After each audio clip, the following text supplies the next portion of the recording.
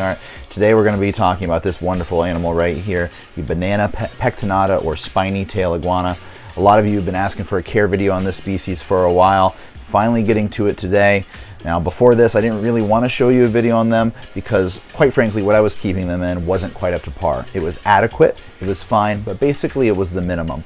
I wanted to show this animal and how to keep them in the best possible light. And now that I have this beautiful thing behind me, I can do just that. So stick around and find out how I raised this guy from a tiny little hatchling into the beautiful full-grown breeder male that he is now. I'm Frank Payne, biology teacher, reptile breeder, and former zookeeper. I'm here to share with you my passion and experience working with these beautiful and fascinating animals. Welcome to Living Art. Spiny tail iguanas are from Central America. They come in a number of varieties. This is my favorite, the most colorful. This is the banana, obviously well named. There's also pied ones, which are black and white, and there are others that are more kind of brown in appearance. Now, this guy's right here is the best pet iguana that you can own. Green iguanas will get 3-4 times the size of this. Rhino iguanas, Lewisii iguanas will get much bigger than this. Tend to be a bit more on the aggressive side as well when compared to this particular animal. Banana pectinatas are also probably the tamest and the calmest of all these spiny tail iguanas. The only reason I'm even wearing a glove right now is not for any danger to myself, it's just that their claws are so sharp. They're excellent at climbing, so just by resting calmly and peacefully on my hand like this, it would easily pierce my skin. So if there is a downside, it is that. They do have some wicked claws, so when handling, I do like to wear a glove just to protect my skin. They're called spiny tail iguanas for a reason. Come on in and zoom in. You can see how very spiny that is. Wild ones would whip that at a predator or any other source of danger, and that could really cause some damage. That is about their main way of defense. They can bite, but although are very not prone to doing so. I've never had one of these animals try to bite me.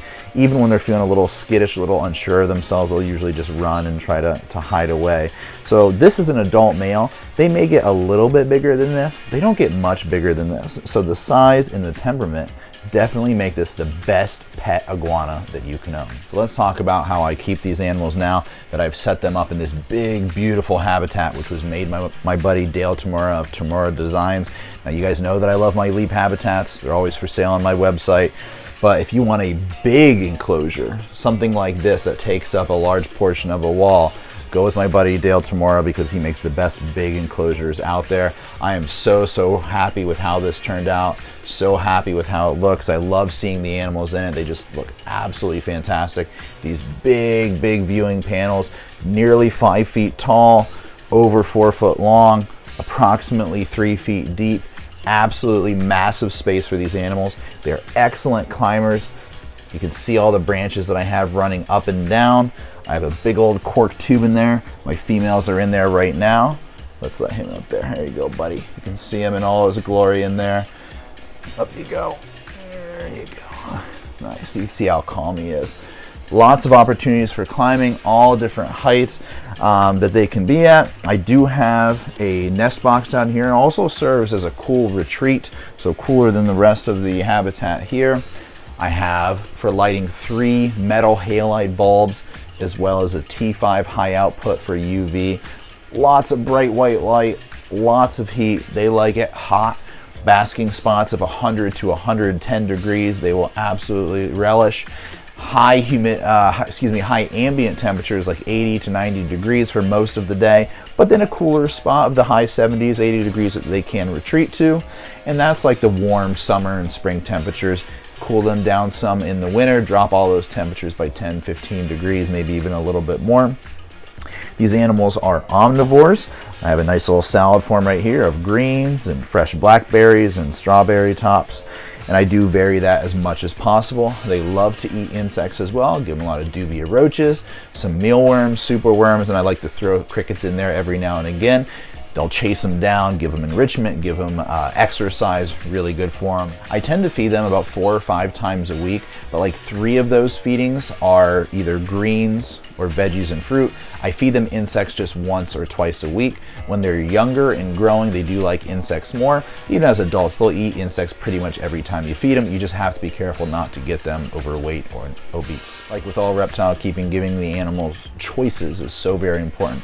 You want spots that are very bright and hot, and spots that are shaded and cool, dry and moist in there. Just give them as much options as possible, give them a lot of opportunities for exercise, for climbing. As you can see here, these are semi-arboreal animals, and they have lots and lots of opportunity to utilize this entire giant enclosure. Even the floor space is quite large, so they can move around in there. So since moving them in here, it's just been a joy because they can see these beautiful animals living their best lives, showing their best colors, just seeing them going after, displaying to each other and just utilizing the whole thing. It's been just wonderful seeing an animal like this in an enclosure like this. Now, if you were to keep 1 or 2 of these as a pet, do you need something this big? No, you don't, right? Something that is 4 foot long, 2 foot deep, and 4 foot tall, I think would be adequate to keep 1 or 2 animals indoors. Now, if you can go bigger like this, then absolutely do it, because your animals will enjoy that and you'll be rewarded as well. So this is one of my females. I do have 2. The other one is in that back corner right now. They're both heavily in shed right now, so they're not showing their best colors. I'm not going to talk about breeding too much right now. Hopefully I will have a video on breeding this species in the future. This is the first year where they've been full size, and the males exhibited a lot of breeding behavior, head bobbing, and I have seen them mate quite a few times. She is starting to girth up a little bit, so I'm really hopeful that I will have eggs soon. So if that does work out and I am able to hatch them, then I will do a breeding video in the future. But I just wanted to give you a chance to see what a young adult female looks like. What a manageable size. So it's like half the size, half the weight of a male. And my gosh, she's such a sweetheart. We call her Banana Montana. She's just such a nice animal. I am a school teacher, and I bring her into my classroom every now and again, and I have no problem with letting kids pet her. You can just see what a stable, docile animal this is. And look how inquisitive, how intelligent they are, the way that they look around. Iguanas are definitely intelligent animals, way up there, like with the monitor lizards and lacerdas and things like that. All right, guys, I hope that you enjoyed learning a little bit about this wonderful and beautiful species of iguana. Hopefully I'll have some babies to offer later in the summer, and hopefully I can make a nice breeding video for you as well. Plenty more videos in the future. If you haven't already, do like and subscribe to the channel. All my socials is all in the same thing, Living Art by Frank Payne. That's my website. Facebook, Instagram, please do like and subscribe to all that stuff, just like you are here.